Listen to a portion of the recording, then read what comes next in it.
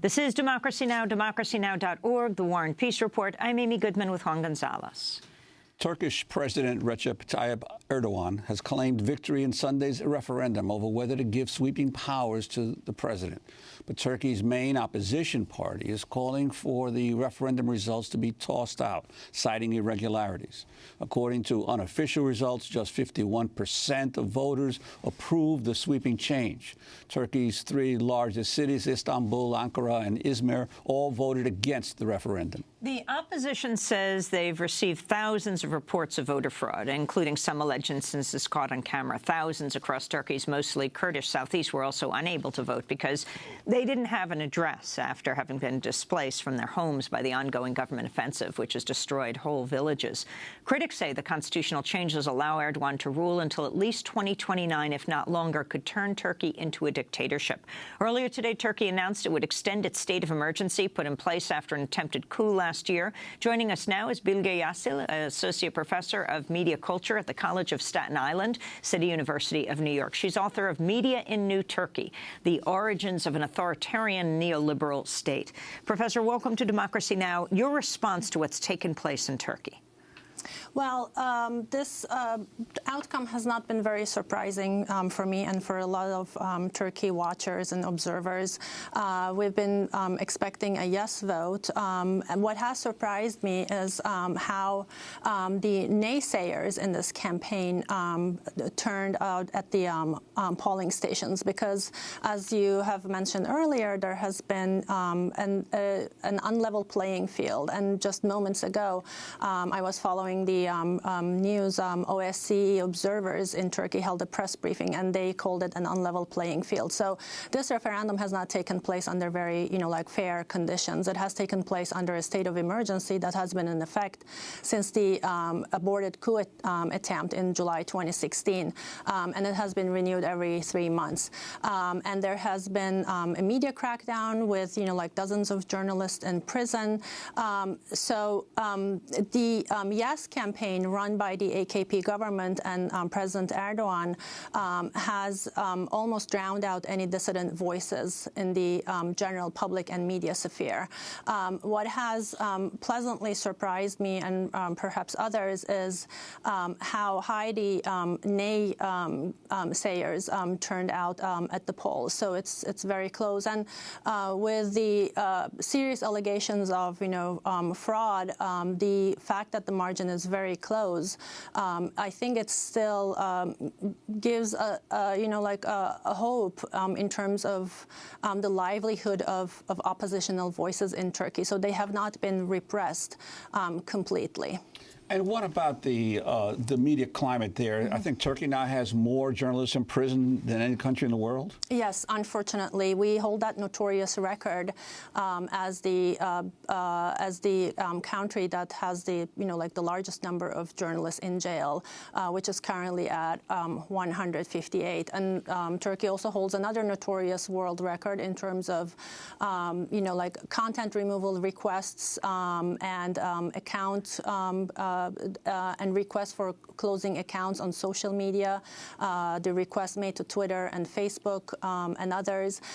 So there has been more than 100 television and radio stations closed? And yes, that has happened in the aftermath of last year's coup attempt. More than 100 media outlets, including radio and television stations, publications, periodicals, and news agencies have been closed. But this media repression is really nothing new. It has been going on for some time.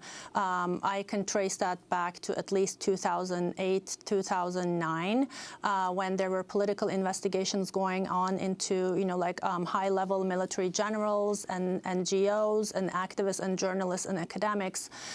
So this has been going on for quite some time. But this is, it has taken, it has worsened after 2013 Gezi Park protests, after the corruption scandal revelations, and most recently after the coup attempt. Earlier today, hundreds of opponents of the referendum marched through Istanbul in protest, while in Ankara, some residents spoke out about alleged voting fraud.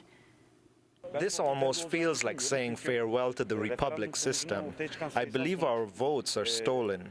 I think the Electoral Board's decision to count unstamped yes votes as valid upon AK Party's request is a big scandal.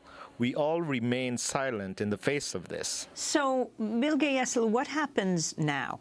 The vote has taken place, and as you said, the naysayers, or the people who voted no against Erdogan, came out. You had countries, the Netherlands turned back the Turkish foreign minister who went to rally because people in other countries who were Turkish could vote, and they wouldn't let him go to the rally to rally people for this vote. What happens with Erdogan? What happens with the opposition? How many ultimately people are in jail at this point? Has he imprisoned?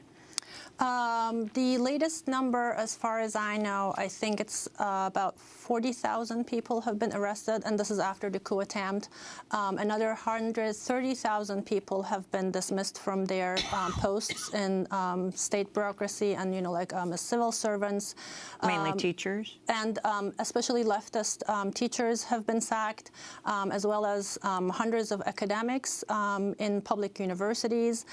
So the purge that's started as an attempt to eliminate the masterminds of the coup has turned into a broader initiative to purge all dissidents, especially the leftists and the socialists and Kurdish and pro-Kurdish voices.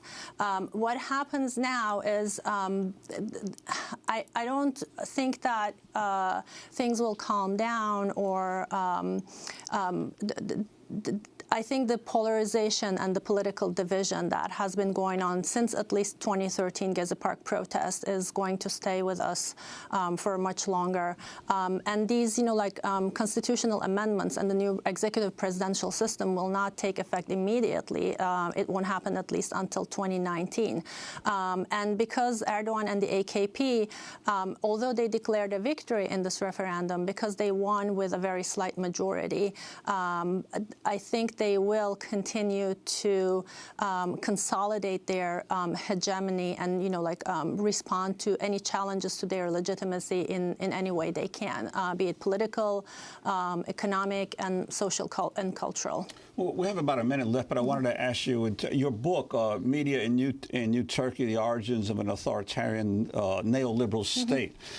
Now, in Turkey, it's basically an Islamist government battling secularists, and you normally associate the secularists with neoliberalism rather than the Islamists. I'm wondering your sense of how Erdogan is pursuing a neoliberal policy in Turkey.